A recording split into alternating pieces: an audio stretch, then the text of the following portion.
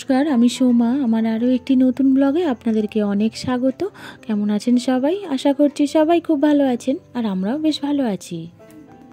আজকে মঙ্গলবার আর এখন বাজে বিকেল 4টে। তো এখন থেকেই আপনাদেরকে সাথে নিয়ে আমি আমার ব্লগটা শুরু করছি। আজকে সকাল থেকে কোনো রকম ভিডিওই করিনি। আজকে একদমই ইচ্ছা করছিল না ভিডিও করতে। তো শেষ পর্যন্ত এই যে বিকালবেলা ঘুম থেকে উঠেই মনে হলো না একটুখানি হলেও করি, কেন আজকে যদি কোনো রকম ভিডিও আর না করি তাহলে কালকে তো আর ভিডিও যাবে না। তাছাড়া এর আগেও আমার 2-3বার কামাই হয়ে গেছে, ভিডিও দেওয়া হয়নি। তো এই জিনিসটা বারবার করলে আমার চ্যানেলেরই ক্ষতি। তো সেই হিসাবেই ভাবলাম যে যাই হোক একটুখানি হলেও ছোট করে একটা ভিডিও তৈরি করি। আসলে প্রত্যেক দিন সেই এই একই কাজ একই রকম, মাঝে মাঝে নিজেরই একদম একঘেয়েমি লাগে। তাই ভালো লাগছিল না আজকে কোনো রকম ভিডিও করতে।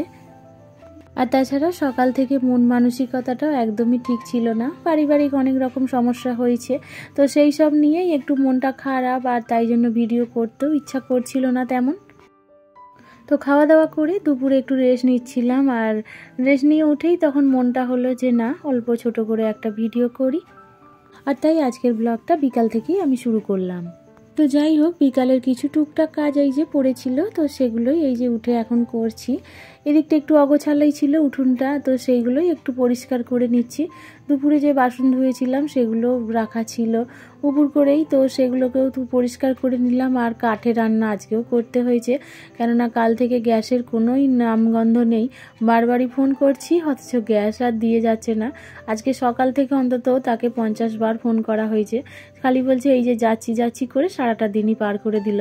তো ওর আশায় আশায় বসে লাস্টে আমি বেলাতেই আবার কাঠেই রান্না করে নিলাম। ওই কোনো রকমই আজকেও রান্নাটা আবার করেছি। তো সব কিছু একটু গুছিয়ে নিয়ে আর ঘরদোরগুলো একটু ঝাঁট দিয়ে নিলাম। উঠোনটাই ঝাঁট দিতে প্রথমে যাচ্ছিলাম, তো ভাবলাম বিকালও যেহেতু হয়ে গেছে তো ঘরটাও একটু ঝাঁট দিয়ে নিই। যেহেতু নোংরা কিছুই ছিল না, তবে উঠোনটাই ছিল। বাড়ির একপাশে একটা ছোট আম গাছ আছে, সেই আম গাছে ভীষণই মুকুল এসেছে, আর ওইগুলোই ঝরে ঝরে গোটা উঠোনময় ভরে যাচ্ছে। আর সেই জন্যই বারবার ঝাঁটটা দিতে হচ্ছে, নালে পায়ে পায়ে ঘরে ধরে ভর্তি হয়ে যাচ্ছে এগুলো। একটু হাওয়া দিলেই 5 মিনিটের মধ্যে আবার আগের মতনই উঠোন ফিরে আসছে, যতই পরিষ্কার করছি না কেন। আর এই যে সেই আম গাছ ভীষণই মুকুল এসেছে, তবে দেখা যাক কতটা আম হয়। আগের বছরও হয়েছিল, তবে আগের বছর একটাও আম হয়নি।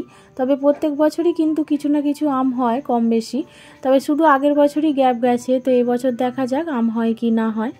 এই গাছটা কলমের গাছ, আমি এনে বসিয়েছিলাম মেলা থেকে কিনে। তো বসানোর পরের বছর থেকেই ফল দিতে শুরু করেছে। প্রত্যেক বছরই ফল দেয়, একটা দুটো হলেও হবে, শুধু আগের বছরই গ্যাপ গেছে। আর এবার দেখা যাক এবছর যদি হয়। আর এই আম গাছটা বহুত দিনই হয়ে গেল বসানো হয়েছে, প্রায় আমার ছেলের বয়সেই মতনই কাছাকাছি হয়ে গেছে। তো যাই হোক, টুকটাক কাজগুলোকে সেরে নিয়ে আর এই যে পুঁই শাক কাটতে বসলাম। শাকটা দিয়েছে পাশের বাড়ি, ওদের অনেক হয়েছিল তো কেটে ফেলে দিচ্ছিল বলে বলল খাবে। আমিও একদিন বলেই রেখেছিলাম যে তোমাদের শাক আমাকে একটু দিও একদিন। তো আজকে ওরা কেটে দিয়েছে বলে আমাকে দিয়ে গেল খানিকটা। ভাবলাম শাকটা যখন পড়েই আছে তাহলে বেছে রেখে দিই, কুটে বেছে, তাহলে কালকে রান্না করতেও সুবিধা হবে। আর এতটা শাক করবও না, যতটা ভালো আছে ততটাই নেব, বাদ বাকিটা ফেলে দেবো। কেন ডাঁটাগুলো বেশ পাকা পাকাও হয়ে গেছে, আর এই সময় এতটা ডাঁটা ঠিক ভালো লাগবে না খেতে। আর পুঁই শাকটাতে মিটুলিই তো ভর্তি ছিল, তো কচি কচিগুলোই দেখে দেখে নিলাম। আর বেশ অনেক পাকা পাকাও ছিল, তো পাকা পাকাগুলো আর নিইনি, কেন এইগুলো একদমই পেকে গেছে, লাল হয়ে গেছে পুরো। তো এই যে কচিগুলো নিয়ে আর এই বাদ বাকি আর নেবো না, এগুলো সব ফেলে দেবো। তবে কিছু দানা ভেঙে ভেঙে রেখে দিচ্ছিলাম, কেন এগুলো গাছ বসাবো বলে। এগুলো তো একদমই পেকে গেছে, খানিকটা রোদে শুকনো করে ছড়িয়ে দিলে যেখানটা ছড়াবো সেখানেই বেশ কিছু গাছ বেরোবে, আর সেই জন্য এই যে রেখে দিলাম কিছু। আর শাকটাকে উঠোনে বসেই কেটে নিলাম, ঘরে আর সেইভাবে নিয়ে গেলাম না, কেন উঠোনটাতে এক্ষুনি ঝাড় দিয়ে পরিষ্কার করে নিয়েছিলাম, সেইভাবে তো নোংরা কিছুই ছিল না। কিছু জামা কাপড়ও কাচা হয়েছিল, তো সেগুলোকেই এখন গুছিয়ে রাখছি, কেননা এদিক ওদিক পড়ে রয়েছে আর দেখতেও ভালো লাগছে না। আর এইসব কাজগুলো করতে করতে এই মুহূর্তে সন্ধেও হয়ে গেছে, ছেলেটা ওদিকে সন্ধে দিয়ে দিয়েছে। সন্ধেবেলাটায় খুব ইচ্ছা করছিল যে কিছু বানিয়ে একটু খাওয়া যাবে, এইরকমই, কিন্তু বানাবোটা কিসে, গ্যাস তো নেই। কিছু বানাতে গেলেই সে আবার উনুন জ্বালতে হবে, তার থেকে না খাওয়াই ভালো। তাই সব কাজগুলোকে সেরে মা ছেলে মিলে একটু বসে বসে কথা বলছিলাম। আর মেয়েটাও এই মুহূর্তে পড়তে গেছে, ও বাড়িতে নেই। আর শাশুড়ি মাও বাড়িতে নেই, উনিও গেছে একটু ননদকে দেখতে, কেন আমার ননদ হঠাৎ করে একটু অসুস্থ হয়ে পড়েছে, তো ওই জন্যই দেখতে গেছে। আমারও যাওয়ার কথা ছিল, তবে আমি যেতে পারিনি, এদিকের একটু কাজের জন্যই। কাজ তো কিছু ছিল না, তাই বসে বসেই কথা বলছি। শাশুড়ি মা থাকলে টিভিটা চালায়, আর আমরা বসে আছি বলে ছেলেটা টিভিটাও চালাতে দিল না, বলে টিভি চালাতে হবে না, এমনিই বসে থাকো। তবে কিন্তু শাশুড়িমা বাড়ি ফিরে আসবে একটু পরেই, ফোন করেছিল যে যাচ্ছি, তখন আসতে পারেনি, মানে দুপুরবেলা আসার কথা ছিল তো আসতে পারেনি, বলল বিকাল হয়ে যাবে বাড়ি আসতে। তো বিকাল থেকে সন্ধ্যেও গড়িয়ে গেছে, আর তাই বসেই ছিলাম, আর কোনো তো কাজও নেই, বসে বসে আর কি করব।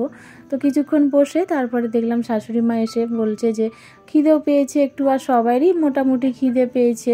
তো ভাবলাম কি আর করব, তো কিছু তো বানানো যাবে না, তাহলে চলো একটু মুড়ি মেখে খাওয়া যাক। আর এই যে সব কিছু দিয়ে একটু মুড়ি ভালো করে মেখে নিলাম, আর সন্ধেবেলা এই মুড়ি মাখাটাই সবাই মিলে বসে খাচ্ছিলাম। আমি প্রথমে বলেছিলাম যে দুটো চপ আন, তাহলে চপ দিয়েই না হয় মুড়ি খাওয়া যাবে, তো ছেলেটা একদমই যেতে চাইলো না, তাই ঘরে ওই চানাচুর পেঁয়াজ সব কিছু দিয়ে একটু আচারের মশলা দিয়ে এইভাবেই মুড়িটা মেখেছিলাম। আর এখানে শাশুড়ি মা ননদের কথাই বলছে, ওই কথাই গল্প হচ্ছে, আর এখানে মুড়ি খাওয়াও হচ্ছে। আমার আজকের ভিডিওটি আপনাদের কেমন লাগলো অবশ্যই কমেন্টে জানাবেন। আর আমার আজকের ভিডিও যদি কোনো কিছু ভালো লেগে থাকে তাহলে প্লিজ একটা লাইক করে দেবেন। আর আমার চ্যানেলে যদি আপনারা নতুন হয়ে থাকেন তো আপনারা চাইলেও আমার চ্যানেলটিকে সাবস্ক্রাইব করে আমার এই ছোট্ট পরিবারের একটু পাশেও থাকতে পারেন। আর যারা যারা আমার চ্যানেলটিকে সাবস্ক্রাইব করে ফেলেছেন তাদেরকে অসংখ্য ধন্যবাদ। তাহলে চলুন আজ ভিডিওটাও এখানে শেষ করে আপনাদের থেকেও বিদায় চেয়ে নিচ্ছি। আবারও দেখা হবে নতুন ব্লগে, সবাই খুব ভালো থাকবেন।